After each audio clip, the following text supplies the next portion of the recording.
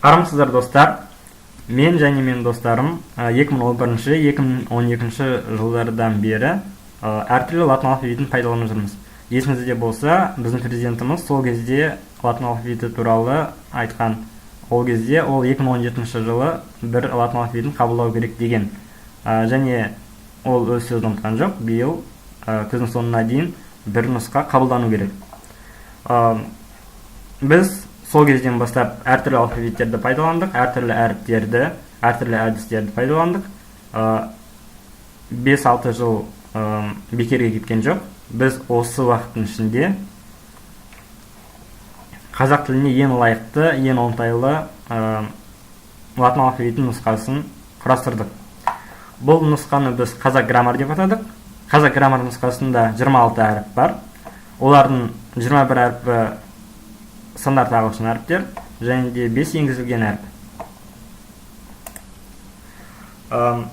Дауыстылардан бастайық. Дауыстылар жуан және жіңішке болады. Жуан дауыстылар бетіп жазылады, және мұнда нүктелер жоқ. Ал жіңішке дауыстыларды А, Ү, нүктемен жазылады, Е нүктесі жазылады. Сонда да Е жіңішке дауысты дыбыс. Осы нүктелер туралы ұмытпаңыздар, өйткені бұл нүктелер бізге керек болады. Әзірше біз жұмыс нұсқасымен, жұмыс нұсқасы дегеніміз бұл 11 қыркүйек ұсынған жұмыс нұсқасы және қазақ граммар нұсқасымен салыстырып көрейік. Әйел 4 әріп, әйел жұмыс нұсқасында 5 әріп, қазақ граммар нұсқасында 4 әріп. Кінә 5 әріп, кінә 4 әріп. Әуежай, иқысқа назар аударыңыздар. Әуежай, иқысқа назар аударыңыздар. Бай, Ләйла, Әбілқайыр, Қайшы. Осы сөздерді сіз дұрыстап оқысаңыз, бір қызық ерекшелік табасыз. Бұл кінә және Қайшы жазылу әдісі. Жұмыс нұсқасында болса Q арқылы жазылады, К арқылы жазылады. Кінә, Қайшы. Ал қазақ граммар нұсқасында К кінә деп жазылады, Қайшы да латын К арқылы жазылады. Екеуі де латын К арқылы. Уайымдамаңыз, қазір бәрін түсіндіріп беремін. 1928 жылы Яковлев атамыз математическая формула построения алфавита атты еңбегінде осындай пікір білдірген. Согласные твердый Q и мягкий К, равно как твердый Г и мягкий Г, являются по существу не 4 самостоятельными фонемами, а лишь 2 фонемами, твердые и мягкие оттенки которых появляются лишь в зависимости от твердости или мягкости целого слова. Бұны түсіндіріп берейін. Бұл дегеніміз К және Қ әрпін біз бір әріппен белгілей аламыз. Және де Г және Ғ дыбысын бір G арқылы белгілей аламыз. Мысалға, жуан дауыстылармен біз К-ді және G-ді Қ және Ғ деп оқимыз. Қ және Ғ деп оқимыз. Қал, қыл, қол, қол, қазақ. Жіңішке дауыстылармен оқиық. Кел, кіл, күл, көл, кезек. Ғ әрпі үшін осы заңдылық жұмыс істейді.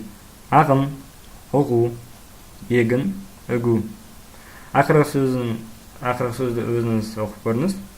Мұнда жуан дауыстылар, мұнда жіңішке дауыстылар. Жуан дауыстылармен біз Қ және Ғ-ны оқимыз, латын К-ді. Жіңішке дауыстылармен латын Ж-ді К және Г деп оқимыз. Осы туралы ұмытпаңыз, біз енді әрқашан осы заңдылықты пайдаланамыз. Келесі мәселе бұл Ш әрпі. Ш әрпін біз латын С арқылы жазамыз. Себебі С арқылы босайды, және де С әрпі диграф емес, С әрпі диакритика емес, яғни құйрықшасы, таяқшасы жоқ. Си тен ши екеніне дәлел бар.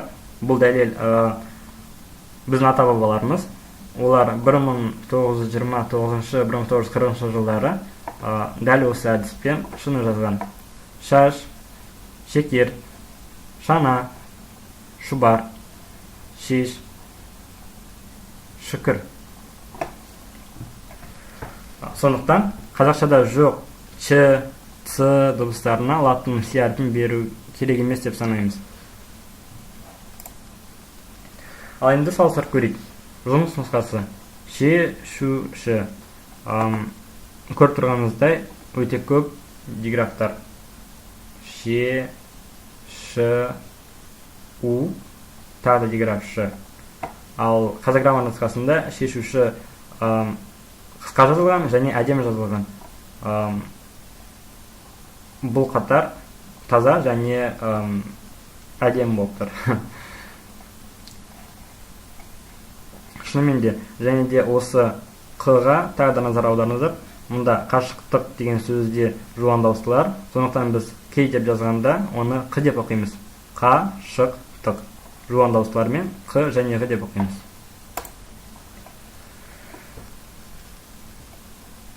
Қазір сізге латын алфавитінің, қазақ граммар латын алфавитінің клавиатурасын ұсынамын. Оны әлдеқашан Windows-қа, macOS-қа және Android-қа теріп алуға болады. Мұнда Q әрпі жоқ. Өйткені Q әрпі көп әліппелерде қ деп белгіленеді, ал біз айтқан әдіс арқылы Q әрпі бізге керек жоқ және ғ әрпі үшін жеке әріп керек жоқ. Сондықтан Q-ның орнында ә тұр. Және де қалған умляуттар осылай орналасқан. Және де өзіміздің ың дыбысын біз ұмытқан жоқпыз. Ал енді сіздерге бір үй жұмысын берем. Бұл жұмыс нұсқасы мен қазақ граммар нұсқасын салыстыру. Бұл керемет өлеңінен үзінді. Кел балалар оқылық деген. Осыны оқып көріңіз. Кейін қай нұсқа сізге ұнады, қай нұсқаны сіз тиімді деп санайсыз, сол нұсқа үшін қолдау көрсетіңіз. Назар аударғаны үшін рахмет. Сау болыңыздар.